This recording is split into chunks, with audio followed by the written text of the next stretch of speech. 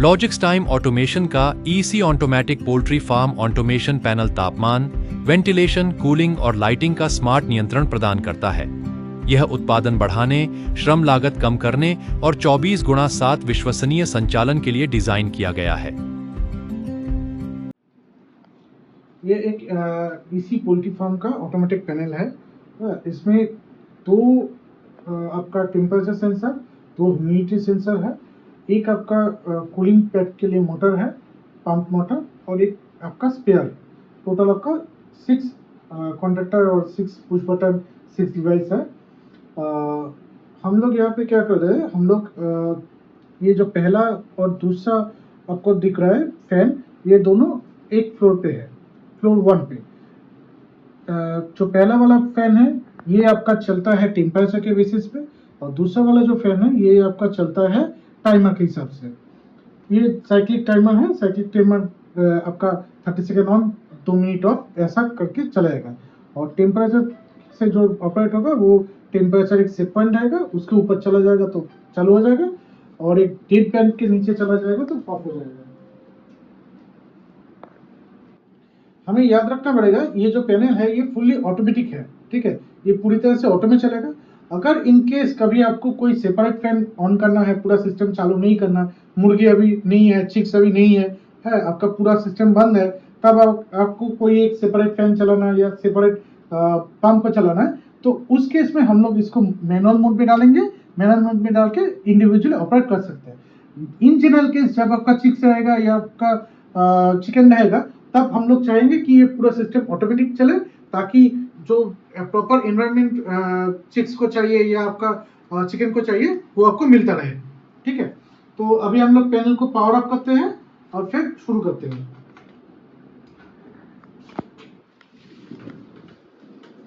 Panel को power up करने के लिए यहाँ पे 2 इंच भी है, ये पावर का है और ये आपका कंट्रोल का है। इन दोनों को ऑन करते ही पैनल पावर अप हो जाएगा। यहाँ पे आपको जो मेन पावर का एमसीबी है उसके नीचे 2 केबल दिख रहा होगा। यहाँ पे आप लोग मेन इनकमर को सप्लाई को कनेक्ट करेंगे। ये सिंगल फेज के लिए है। रेड यहाँ पे जो कनेक्ट होगा वो होगा आपका फेज, और यहाँ पे जो कनेक्ट होगा वो होगा आपका न्यूट्रल, ठीक है। और इसके अलावा यहाँ पे आपको जो 6 टर्मिनल दिख रहे हैं, 6 सेट का टर्मिनल दिख रहा है, ये आपका phase neutral, phase neutral, phase neutral, phase neutral, phase neutral, phase neutral, इस हिसाब से है। ये 1 2 3 4 फैन के लिए है। जो बाहर आपको पुश बटन, इंडिकेशन सब कुछ मिल जाएगा, आपको पता चल जाएगा कौन सा 4 है। और ये आपका कूलिंग पैड का जो मोटर है उसके लिए है, पंप का, और ये आपका जो स्पेयर है उसके लिए है। यहाँ पे आपको 4 सेंसर लगाने का टर्मिनल दिख जाएगा। ये जो पहला है ये ह्यूमिडिटी सेंसर है पहले फ्लोर के लिए, ये आपका टेम्परेचर सेंसर है पहले फ्लोर के लिए, ये आपका ह्यूमिडिटी सेंसर सेकंड फ्लोर के लिए, ये आपका सेकंड फ्लोर के लिए टेम्परेचर सेंसर। यहाँ पे जो कनेक्शन होगा वो आप थोड़ा देख लीजिए।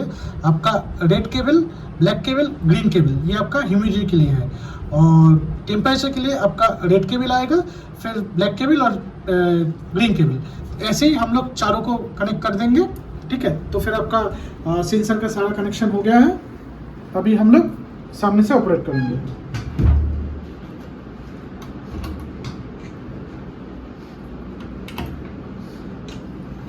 यहाँ पे आपका ऑटो मैनुअल का सिलेक्टर स्विच है। ये नॉर्मली आप लोग ऑटो में ही रखेंगे।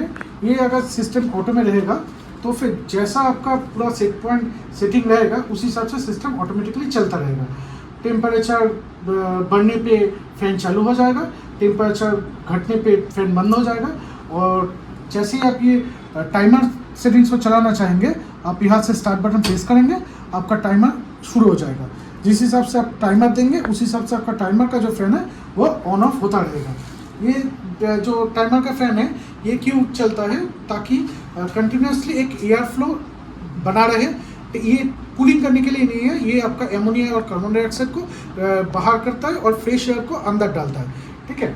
और जो आपका टेम्परेचर के साथ फैन लगा हुआ है, इसका मेन पर्पस है कि टेम्परेचर को कंट्रोल करना। क्योंकि अगर आपका 30 डिग्री से ऊपर टेम्परेचर चला जाएगा तो आपका चिक्स हो या चिकन हो, जो भी हो, वो सब मर जाएंगे, ठीक है। तो उस हिसाब उसको कंट्रोल करने के लिए यहाँ पे जो फैन चलेगा उसका कंट्रोलर ये रहा।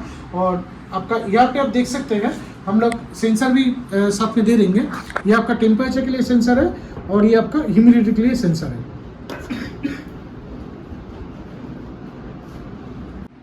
अभी देखिए यहाँ पे आपका टेम्परेचर सेंसर 27 के ऊपर 25 के ऊपर दिख रहा है, जो कि हमारा सेट पॉइंट है। ये अभी 27 है, इसलिए ये एग्जॉस्ट फैन 1 को चालू कर दिया है। अभी ये तब तक चालू रहेगा जब तक कि ये हमारा डेड बैंड 2 डिग्री का है, मतलब 25 - 2 23 तक ना पहुँच जाए। ये अभी गर्म है, हम लोग इसको अभी ठंडा करने की कोशिश करते हैं। इसी को थोड़ा चिल कर देते हैं।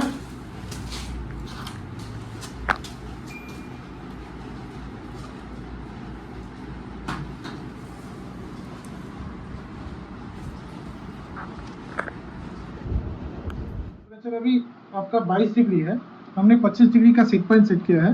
तो जैसे ही टेम्परेचर 25 डिग्री के ऊपर जाएगा फिर से चालू हो जाएगा। थोड़ा हीट करो, हीट अप करो। अभी देखो धीरे धीरे टेम्परेचर हाई हो रहा है, ठीक है। 24